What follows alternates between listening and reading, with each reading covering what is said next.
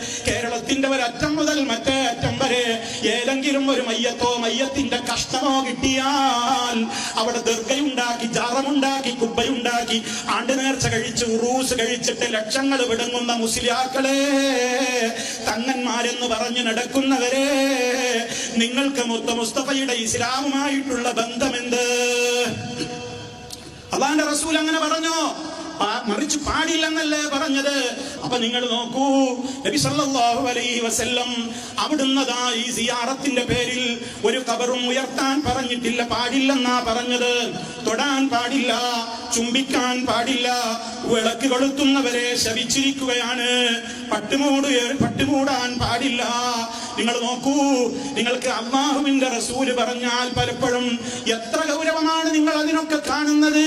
ഒരു ഗൗരവവും കാണാതെ പോയതിന്റെ തെളിവല്ലേ?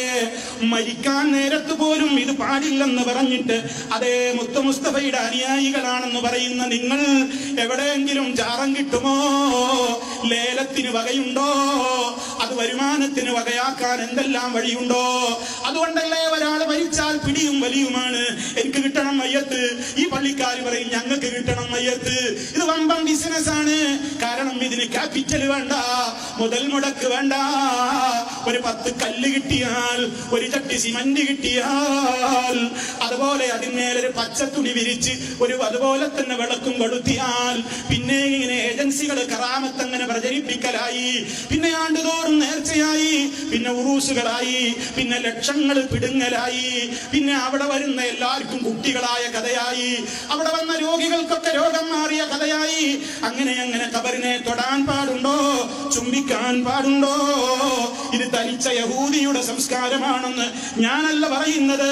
നിങ്ങൾ വിളിച്ച് പ്രാർത്ഥിക്കുന്ന ശൈഖ് മുഹീദ്ദീൻ അബ്ദുൽ ഖാദിർ ജീലാനിയുടെ അദ്ദേഹത്തിന്റെ കിതാബിൽ കാണാം, വൈദാ സാറ ഖബറാ, ഖബർ സന്ദർശിക്കുന്ന വേളയിൽ ലാ യദഉ യദഹു അലൈഹി, ഖബറിന്മേൽ നീ കൈവക്കരുത്. വലാ യുഖബ്ബിലുഹു, ആ ഖബറിനെ നീ ചുംബിക്കരുത്, മുത്തരുത്. ഫഇന്നഹു അദത്തുൽ യഹൂദ്, അത് തനിച്ച യഹൂദിയുടെ കൾച്ചറാണ്, അത് തനിച്ച യഹൂദിയുടെ സംസ്കാരമാണ്. ആലോചിച്ചു നോക്കൂ.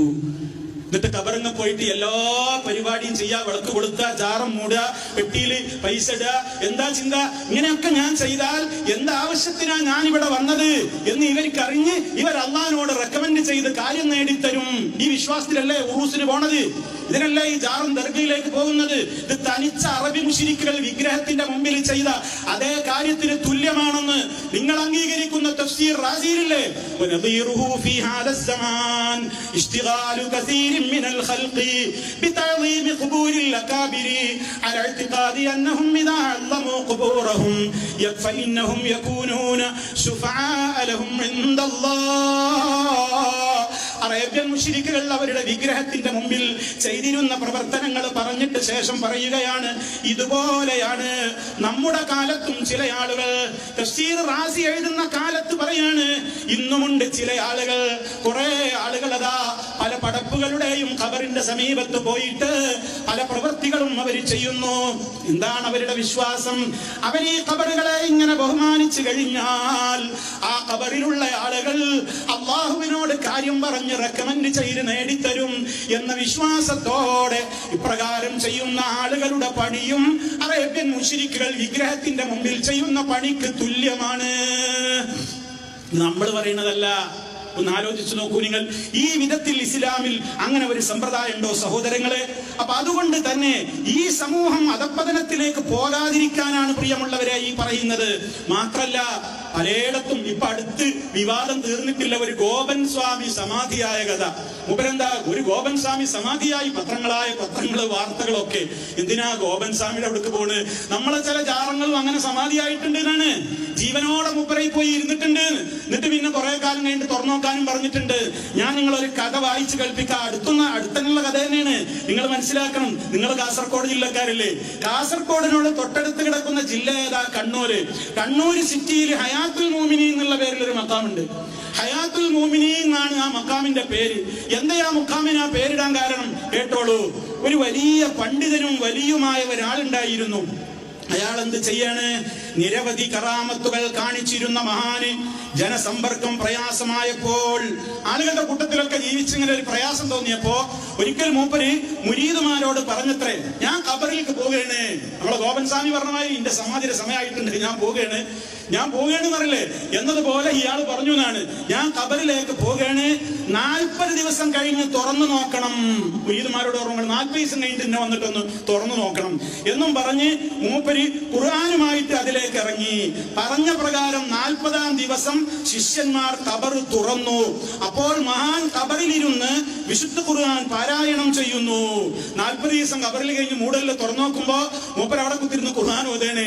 അപ്പൊ വന്ന ആൾക്കാരോട് പറഞ്ഞു അത്രേ, ശിഷ്യന്മാരോട് പറഞ്ഞു, ഇനി ഭൂമുഖത്തേക്കില്ല, ഖബർ അടച്ചോളൂ.